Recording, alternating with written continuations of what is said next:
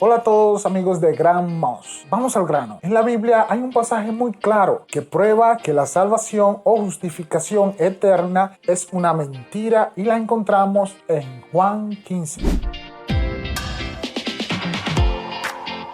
Yo soy la vid verdadera, y mi Padre es el que la cultiva.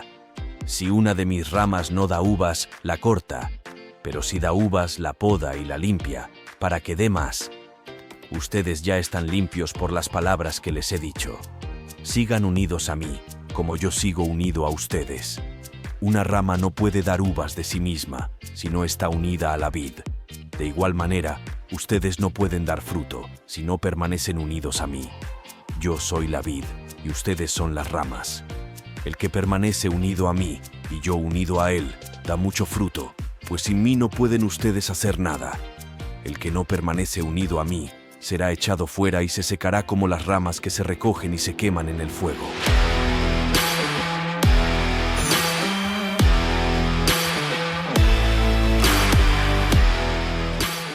Por alguna razón no bien definida, muchos creyentes tratan de eludir estos versículos porque son muy problemáticos y perjudicial para la doctrina de la salvación eterna. Y se tienen que ir por la tangente de la interlineal para hacer sus propias acomodaciones. Pero hoy voy a probarles que cada una de estas interpretaciones que los falsos maestros usan para tratar de evadir este pasaje son ante todo antibíblicas, pues no están leyendo el pasaje por lo que realmente dice la Biblia. En primer lugar, están torciendo estos pasajes para empujar su doctrina.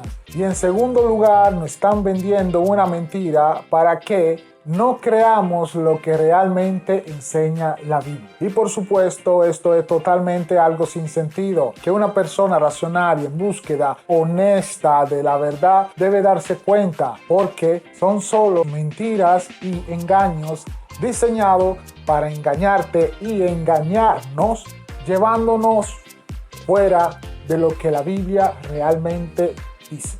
Pero ¿no se supone que debemos creer lo que la Biblia nos enseña y no evadirla? Así que voy a llevarte a través de estos pasajes paso a paso y espero mostrarte que la salvación eterna y predestinada, como dice Calvino, es de hecho una mentira.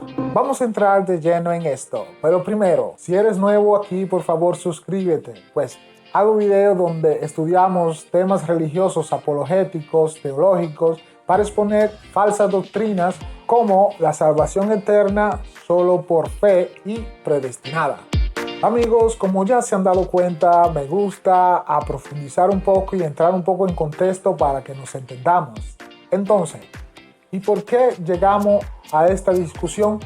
Este video no estaría completo si no vemos la postura del creador de esta idea antibíblica y empecemos. El creador principal de esta idea es Juan Calvino. Nació en el 1509 en Noyon, en Francia. Fue un teólogo y reformador protestante clave en esta reforma protestante. Su teología se centraba en la idea de la predestinación, sosteniendo que Dios ha elegido de antemano los que serán salvos independientemente de sus acciones.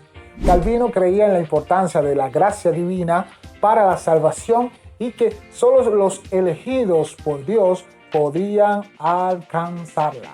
Este desafortunado legado perdura en las comunidades calvinistas que siguen su enseñanza hasta hoy. Lo grave de este asunto es que muchas de las ideas de Calvino fueron adoptadas por otras sectas sin ni siquiera conocer este señor y su teología. Y cuando se le hace notar esto, dicen, pero yo no soy calvinista por una X razón Y. Y no se hacen una pregunta fundamental. ¿Por qué estoy aceptando algunas ideas de este hombre como fundamentales para la salvación y no todas? ¿Por qué razón tiene que ser esa idea que he escogido una idea que Dios aprueba? Yo me lo preguntaría. Volvamos a Juan 15. Lo primero que dirá mucha gente con respecto al versículo 6 de este capítulo es que, bueno, los pámpanos que fueron cortados nunca estuvieron realmente conectados a la vid, pues es que eran falsos conversos y por lo tanto nunca estuvieron realmente conectados a la vid. Me voy a convencer de esta idea. Claro que sí, esto debe ser verdad. Algo así dirán. Pero si leemos todos los pasajes, esta interpretación se demuestra un fraude, una mentira grande. Pues Jesús dice en el versículo 2, un poquito más hacia atrás, toda rama que en mí no está llevando fruto, la quita.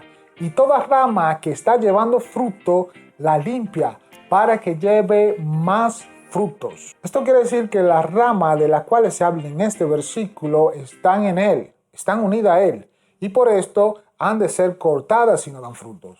Según la teología calvinista, o mejor dicho, la apologética calvinista, dice que esos ramos infructíferos nunca estuvieron unidos a la vid. Y es por esta razón que hay que cortarlos.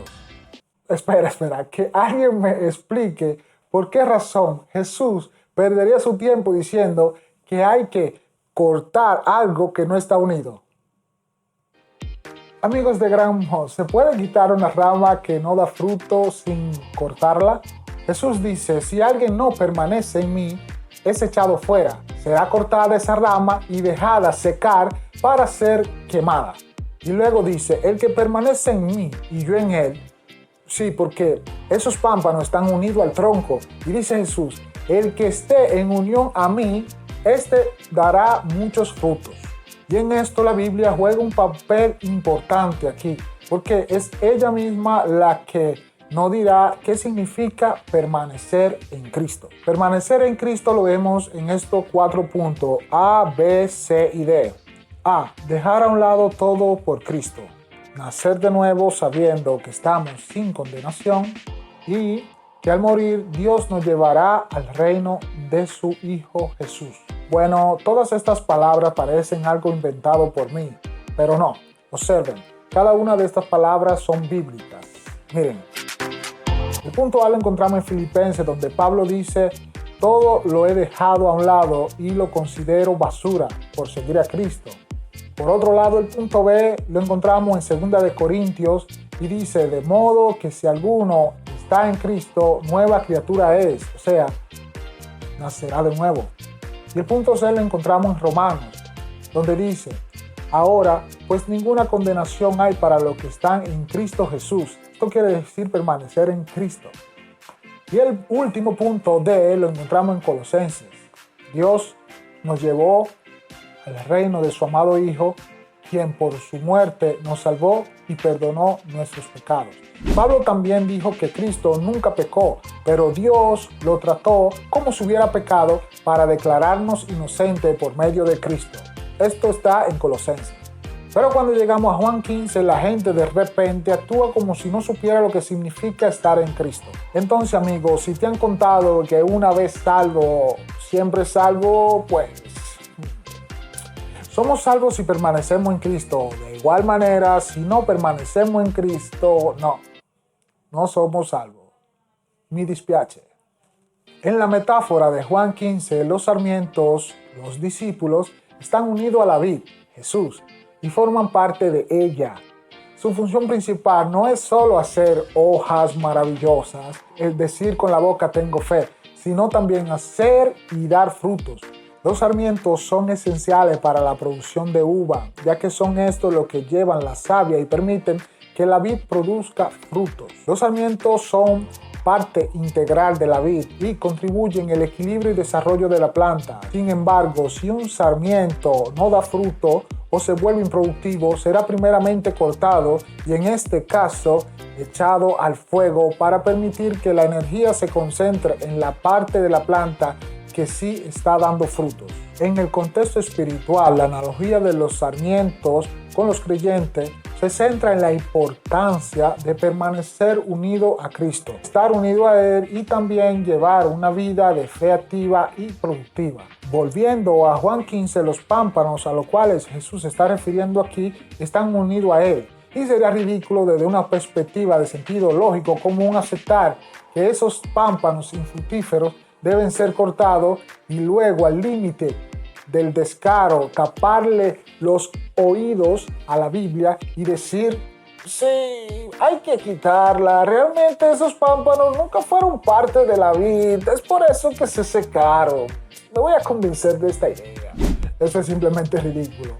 Pero esta ridiculez se ha vuelto el razonamiento cotidiano de ciertas personas para tratar de evadir la sencillez de este pasaje. Jesús dice, yo soy la planta de vid, tú eres un ramo, no de otra planta, sino mía, propia, mi planta. Hay un agricultor que nos cuida y la única cosa que quiere ese agricultor es que tú seas un ramo que dé frutos mientras está pegado a mí y yo estoy pegado a ti.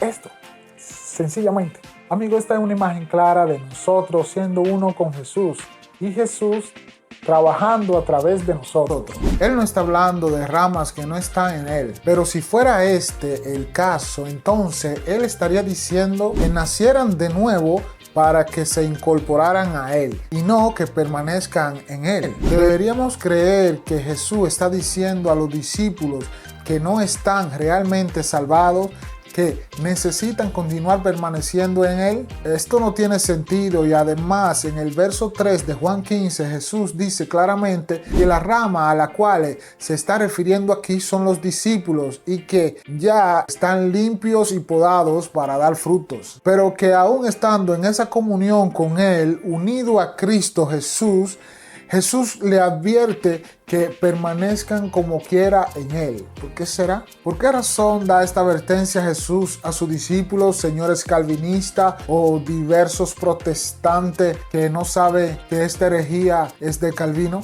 Ahora, si han sido limpiados, entonces eso significa que están salvos.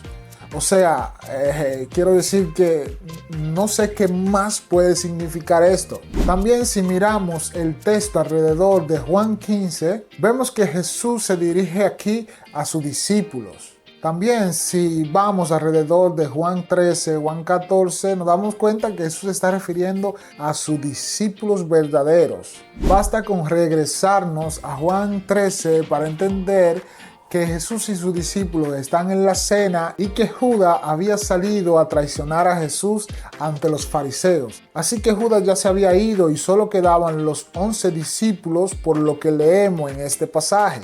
Amigos de Gran Moss, no se dejen engañar pensando que habían una mezcla de verdaderos creyentes y falsos creyentes, a quienes Jesús les decía que necesitaban permanecer en Él. No se dejen engañar, no. Porque la realidad es que Jesús se refiere a sus discípulos verdaderos. Aquí es importantísimo notar que no se está refiriendo a una coexistencia de falsos conversos y verdaderos creyentes en Jesús. En cambio, se destaca que Judas ya se había ido de la cena para traicionar a Jesús y solo quedaban los 11 discípulos, los que estamos llamando aquí 11 discípulos verdaderos. Y después que Judas se había ido, el otro Judas le pregunta a Jesús, ¿por qué te manifiestas solo a nosotros y no a todo el mundo?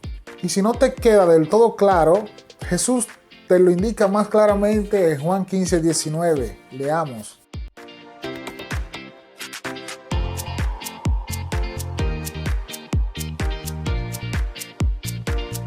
Amigos, queda más que claro que Jesús se dirige a sus discípulos y no a otras personas, porque aquí en este versículo no hace una clara diferencia entre los que son del mundo y los que son elegidos por Él. Y esto puede generar rechazo de parte del mundo.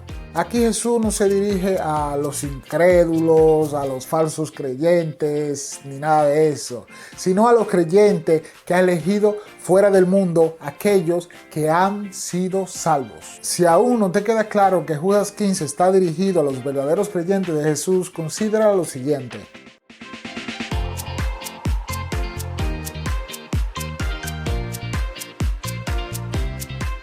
Jesús menciona que el Espíritu Santo, enviado por su Padre en su nombre, enseñará y recordará todas las cosas a los creyentes. Esto resalta la diferencia con los falsos conversos que no están unidos a Jesús y no están respaldados por el Espíritu Santo. Si esto no te queda todavía claro, mira lo que nos dice Jesús en Juan 14, 17.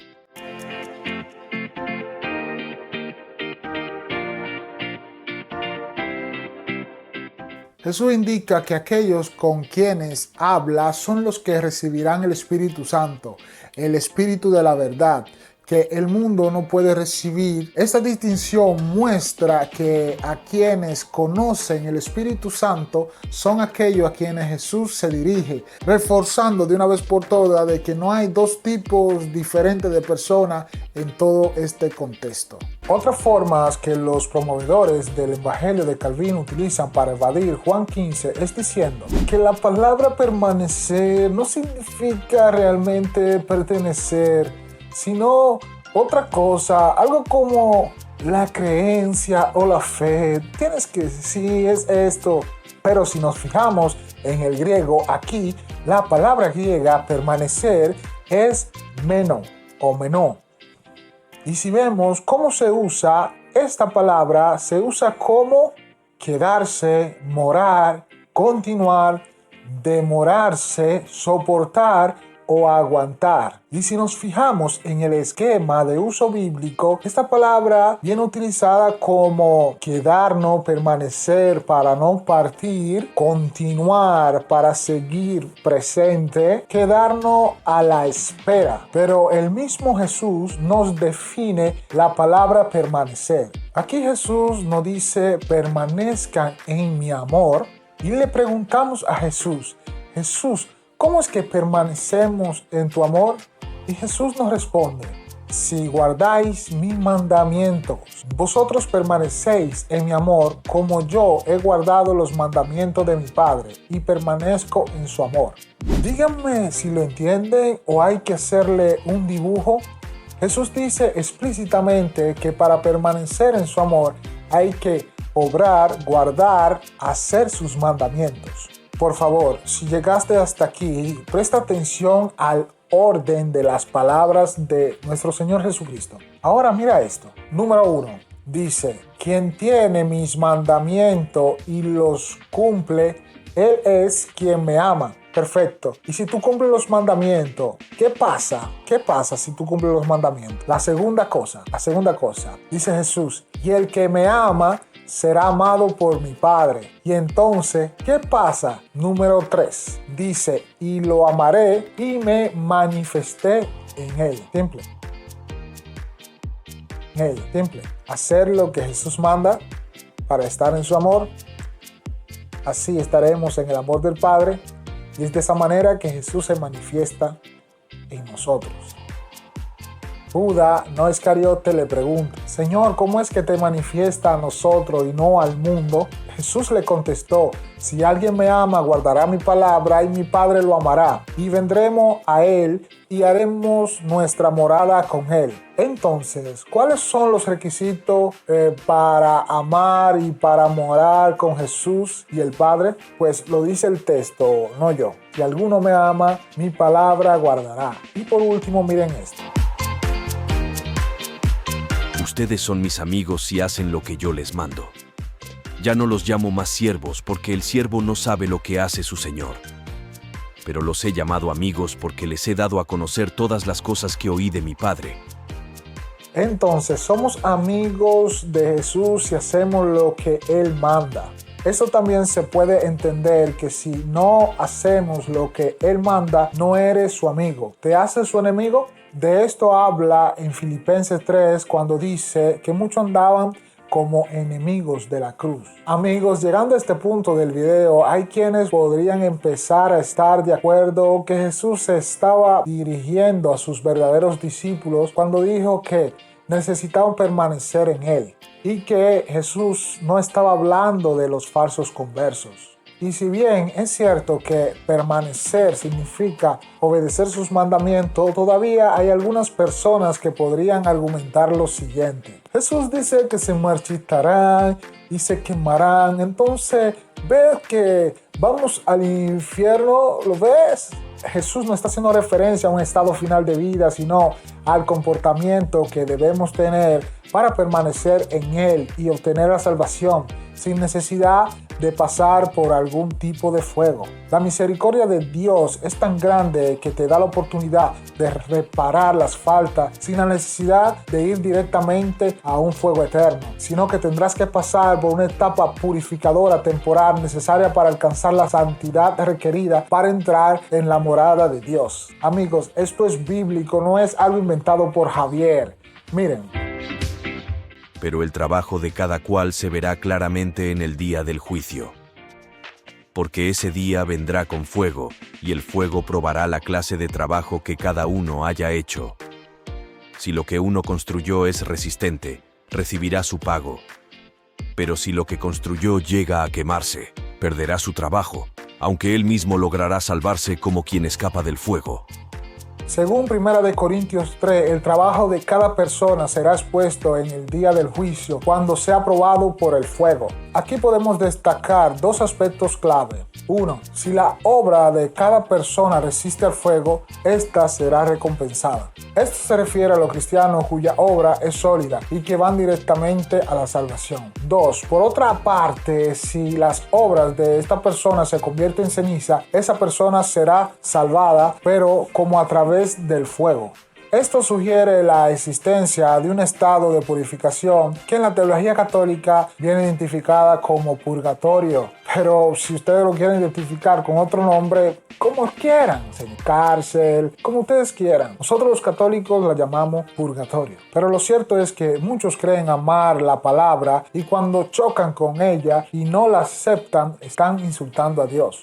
La doctrina del purgatorio no es una invención de la iglesia, como afirman algunos, sino una enseñanza clara respaldada en la Biblia y a través del apóstol San Pablo. Él utiliza la metáfora de salir, pagar y castigar o escapar a través del fuego para ilustrar el proceso de purificación. Entonces, la necesidad de purificación surge de la perfección divina, donde aquellos que desean estar en comunión con Dios deben ser santos como Él, ya que en la ciudad celestial se establece claramente: no entrará nada impuro. Lo vemos en Apocalipsis 21, versículo 27. A lo largo de la Santa Escritura vemos muchas referencias de una doctrina que refuta fuertemente la idea calvinista, que somos siempre salvos, no importa lo que hagamos porque estamos predestinados. En Mateo 12:32 Jesucristo enseña que la calumnia contra el Espíritu Santo no será perdonada ni en esta vida ni en la próxima. Y yo realmente lo pensaría dos veces antes de renegar del bautismo católico. Esta afirmación destaca la existencia de pecados que no son perdonados por ninguna razón en la vida futura, lo que subraya la importancia de la purificación o sufrimiento en el purgatorio por nuestros pecados que no son de muerte eterna. Pero cuando volvemos a Juan 15, algunos actúan como que este no es el caso, y si interpretamos la escritura con la escritura podemos ver lo que le pasa a los que son infructuosos, los que no dan frutos. La Biblia nos advierte en muchos versículos que la salvación no se obtiene únicamente por la fe, sino que también requiere obediencia y obra. Y esto viene evidenciado en varios pasajes bíblicos. En Mateo 7, Jesucristo afirma que no todos los que le llaman Señor, Señor entrarán al reino de los cielos, sino aquellos que hacen la voluntad del Padre. En Santiago 2, 19 al 22, el apóstol Santiago señala que la fe sin obra es estéril y que la fe de Abraham se perfeccionó por sus obras. El mismo Santiago en 2:24 declara que el hombre es justificado por las obras y no solo por la fe. En Romanos 2:13 el apóstol Pablo enseña que Dios no salvará solo a aquellos que simplemente escuchan la ley, sino a aquellos que la cumplen. Queridos amigos de Gran Mod, la Biblia deja claro que la salvación no se obtiene solo a través de la fe, sino también que se requiere obediencia. Así que no basta con una simple demostración de fe, sino que esta fe tiene que ir acompañada de una vida de obediencia a Dios. Es importante que no se dejen engañar por filosofías vacías y engañosas. Acudan a los pasajes bíblicos con un corazón honesto y humilde. Examinen por ustedes mismos lo que la Escritura enseña sobre la salvación y cómo la Iglesia refleja cada enseñanza. No se conformen con lo que otros digan, sino busquen la verdad en la Iglesia Católica, que es columna de la verdad. Recuerden que la fe sin obra es estéril y que Dios no salvará a quienes simplemente escuchan la ley, sino a aquellos que la cumplen.